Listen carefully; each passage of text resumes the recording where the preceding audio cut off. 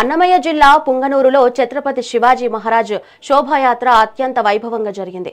హిందూ సామ్రాజ్య అధినేత శివాజీ స్మరణతో పట్టణ పురవీధులు మారుమ్రోగాయి.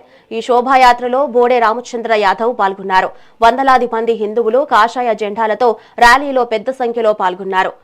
మహిషాసుర మర్దిని ప్రదర్శనలు, కోలాటాలు, డీజే పాటల మధ్య యాత్ర ఉత్సాహంగా సాగింది.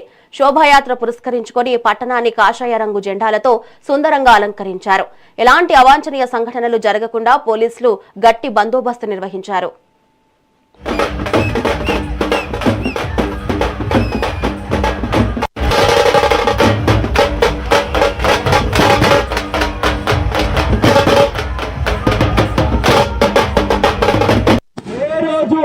హిందూ ధర్మానికి అన్యాయం జరిగితే ఎన్ని ఇబ్బందులు వచ్చినా వెనకడుగు వెయ్యకుండా ముందుకు వెళ్లారు తప్ప ఏ ఒక్క రకంగానూ వెనకడుగు వెయ్యలేదనే విషయాన్ని మనం గుర్తించాలి. ఎందుకు చెప్తున్నానంటే ఈరోజు చిన్న చిన్న కారణాలతో సమాజంలో మత మార్పులు జరుగుతున్నాయి.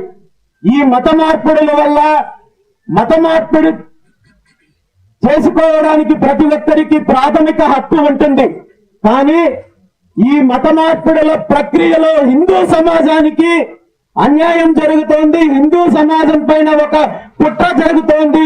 హిందూ సమాజాన్ని విచ్ఛిన్నం చేయడానికి ప్రయత్నం జరుగుతోందనే విషయాన్ని మనం గమనించాల్సిన అవసరం ఉంది.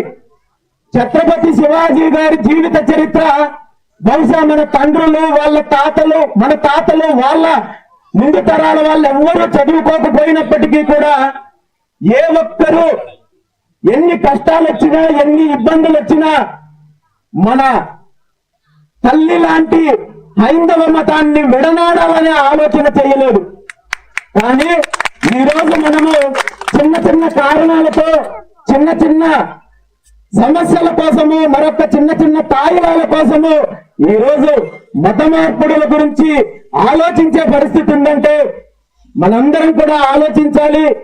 ఛత్రపతి శివాజీ ఆనాడు ఖడ్గం పట్టి శత్రువుల పైన యుద్ధం చేసి హిందూ సామ్రాజ్యాన్ని స్థాపించే హిందువుల యొక్క ఐక్యతను కాపాడితే ఈ రోజు మనం ఖడ్గం పట్టాల్సిన అవసరం లేదు.